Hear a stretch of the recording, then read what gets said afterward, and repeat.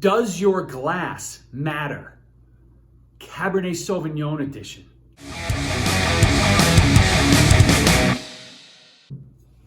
Welcome back to Drinking It In. I'm your host, Chris Syrah. We are here to help you know more and drink better, and talking about glasses again. We're doing our glass experiment, this time Cabernet Sauvignon edition. So if you recall, we have done an experiment with drinking the same wine out of these three glasses. We did one with a Chardonnay that proved that this was truly the proper glass to use.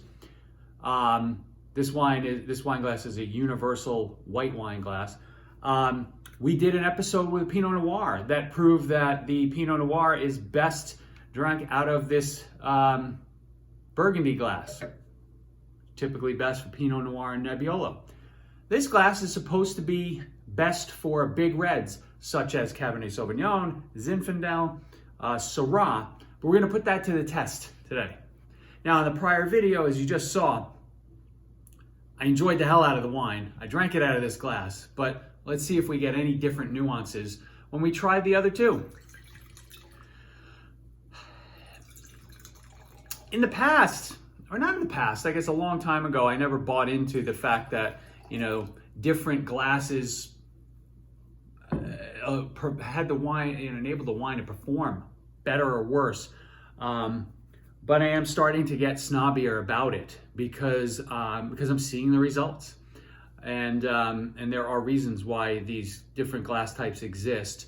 I typically at home, because we only have a couple of these left because I broke most of them.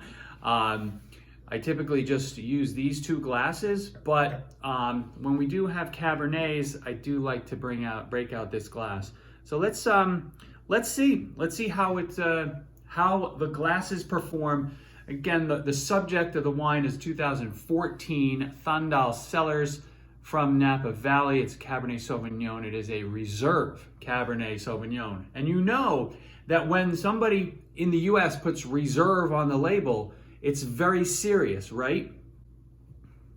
Actually, it means nothing. They could just put it on I'll do some research. It might mean something on this particular bottle, but technically, if somebody puts reserve on the label in the US, it literally means nothing.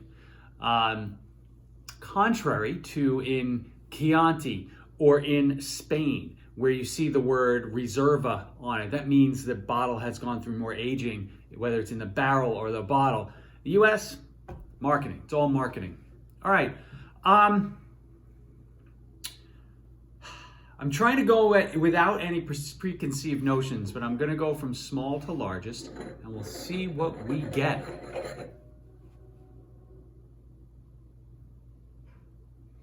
I get a lot of the same aromas that I do get out of the previous experience with this wine. I will say the fruit is not very pronounced in the small glass. This is weird. So, good Lord. So if this is on a scale of 1 to 10, just this represents a 10 in terms of the power of the aroma, or maybe just say this is 100%. When I smell this, it's like 30%. It doesn't jump out of the glass. I really have to try to get an aroma out of that glass. That's interesting. And this one it's powerful. I'm actually even getting a caramel note now. I don't know if that's just because there's the second glass of wine that's been in this glass. Okay, so from an aroma perspective, the best examples or the best expressions out of these three glasses, that's wild, is this, I would say, is still the best, or is the best, second best, and a distant third. The aromas do not jump out of this glass, which is interesting. I guess the fact that the glass has a wider bowl and sharper incline to the nose, it mutes the aromas. That's fabulous. Okay. So now we're gonna taste each of these wines from each glass, see if there's a different experience in the taste. There's also a little bit of a green pepper note that comes through in there too, which I'm not getting anywhere else. All right, we'll sit.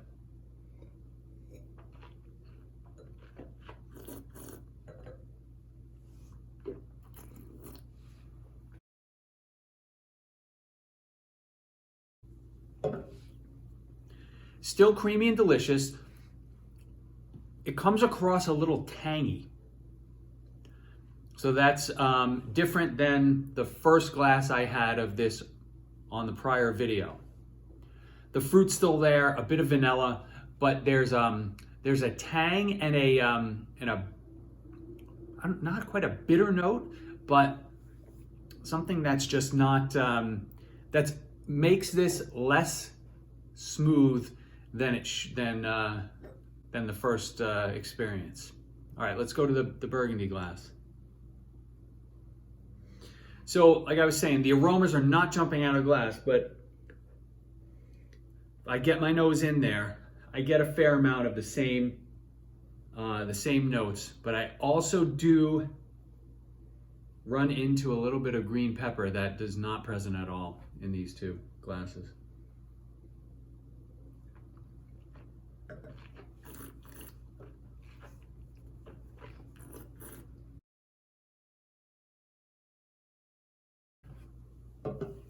Okay, it's pretty amazing. Much smoother, much more like velvety on the palate. Plenty of vanilla, plenty of dark fruit. None of that tanginess that I got over here. And you saw me, it's the same wine. Totally different taste experience. I might have to go back to each of these again, but let's see.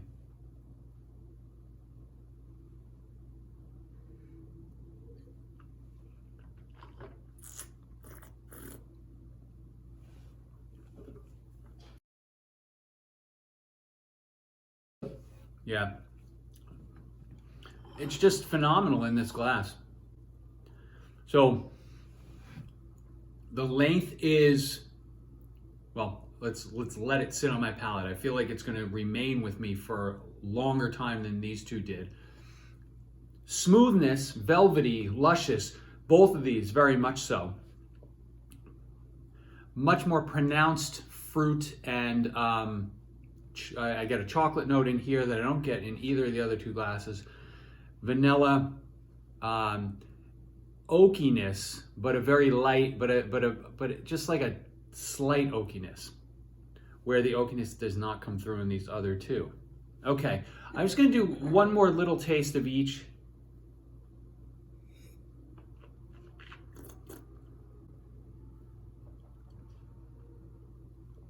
Yeah.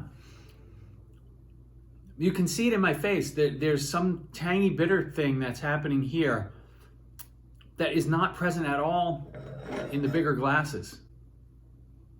It makes you think twice about like pouring a red wine in this glass.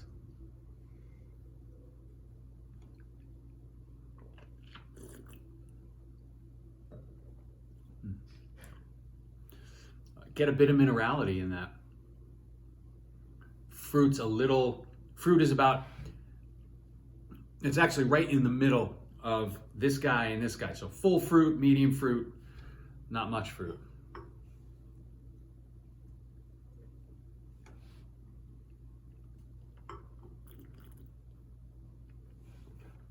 So on the palate, no question, best by far.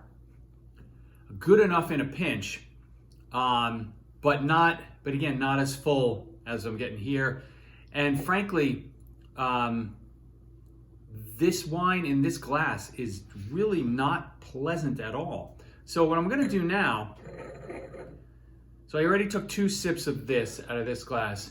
I'm gonna pour this in here just to see if that bitterness, that tanginess is carried over when I switch glasses. Aroma seems the same. I'm going a little further on this experiment here.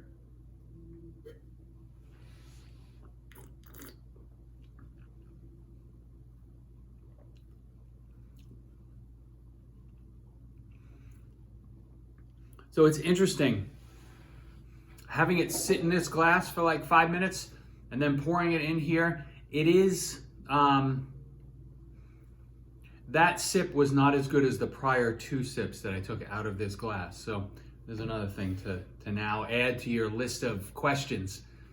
All right, without a doubt, big wine like Cabernet, this is the glass to go. These other 2, no, let's not do it. I think we need to try this experiment with a Syrah. We need to try this experiment with a Zinfandel too, and a Nebbiolo. So in theory, Zinfandel and Syrah should win out here. Nebbiolo should win out here. But you got to stay tuned. And you know what? Knowing that this stuff is coming up in the future, you got to subscribe. Because otherwise, how are you going to know when I release the next Does Your Glass Matter video in this series? I'm selling hard. Shit is hard. Shout out to Jamie Jasta and the Jasta Show. Jasta Show. Jasta. All right. Anyway, go hate breed. I hope you enjoyed this episode. I hope you experiment with maybe the different glass types you have in your home. And I hope you never serve this wine in a tiny little glass, because it's going to be it's going to ruin the experience. Make sure you serve your Thandel, Cellars, Cabernet Sauvignon wines in a nice big old, I called this a Cabernet Sauvignon glass, Bordeaux glass, or Cabernet Sauvignon glass. I'll see you soon, guys.